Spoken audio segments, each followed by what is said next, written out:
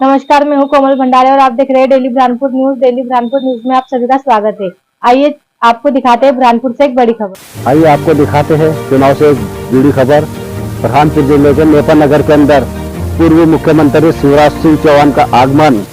शिवराज सिंह चौहान ने सांसद खंडवा क्षेत्र के लोकप्रिय सांसद ज्ञानेश्वर पाटिल के समर्थन के अंदर नेपाल नगर के अंदर आम सभा को संबोधित किया और क्या कहा है आइए आपको सुनाते हैं। और कई बार मांगने के बाद भी पैसा नहीं मिलते थे तो मन में तकलीफ होती थी और तब मुझे लगा विकास मेरी हर गरीब बहन का एक खाता हो और उस खाते में जैसे सरकारी कर्मचारी के अकाउंट में पैसा आते हैं वैसे अगर हर महीने पैसे डाल दिए जाए तो मेरी बहनों की जिंदगी आत्मविश्वास और सम्मान दोनों से भर जाए। इसलिए लाडली बहना योजना बनाई। मुझे प्रसन्नता है मोहन जी ने इन योजनाओं को जारी रखने का फैसला किया है। और अब सुनना बहन एक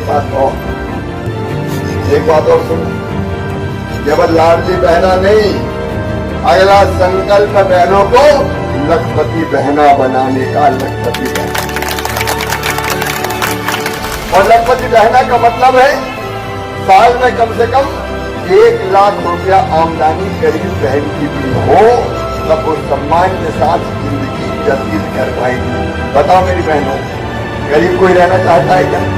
अरे बोल के बताओ ना, रहना चाहता है तो लखपति बनना चाहिए कि नहीं? और ये करेंगे, मैं केवल कह नहीं रहा।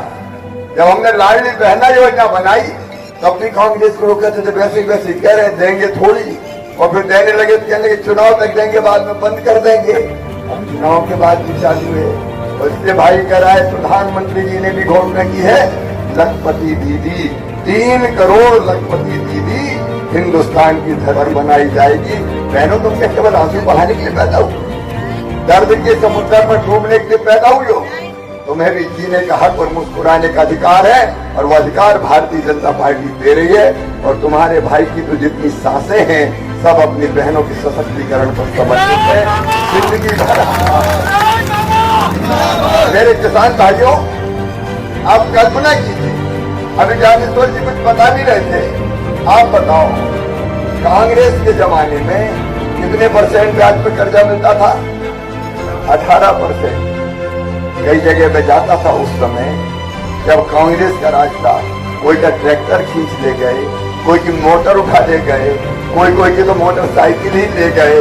और किसान कहते थे भैया 1 लाख दिया था, 2 लाख दे दिया और फिर 1 लाख बाकी है, क्योंकि 18% ब्याज पे कर्जा होता था।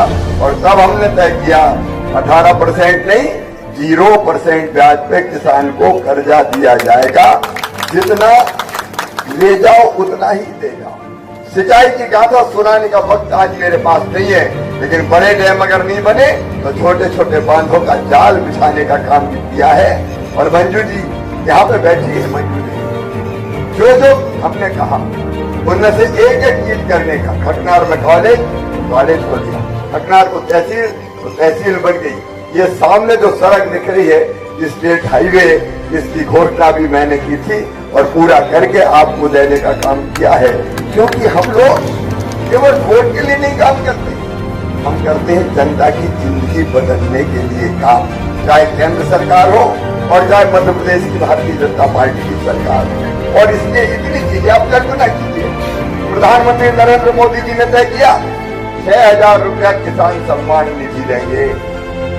और चाहे मुख्यमंत्री के रूप में पहले मैंने किए और अब मोहन जी कर रहे हैं वो सब काम, इसलिए कि हमको आपकी सेवा में अपनी जिंदगी बिताना है। ये भारतीय जनता पार्टी है।